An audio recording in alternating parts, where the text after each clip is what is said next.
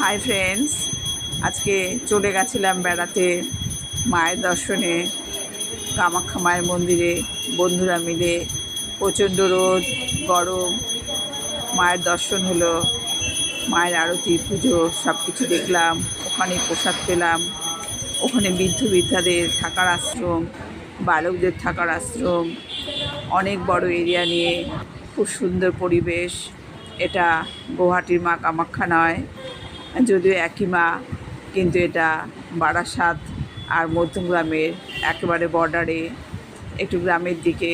খুব সুন্দর পরিবেশ, পুজো দেখলাম, অঞ্জলি হলো এবং প্রচণ্ড রোদ, আমাকে দেখলে বুঝতে পারছো, কিন্তু ভিডিও না করে পারলাম না। এত সুন্দর দর্শনীয় জায়গা। সবার সুস্থতা কামনা করি মায়ের কাছে, ওই উদ্দেশ্যেই মা হয়তো টেনেছে, নাহলে আমার এটা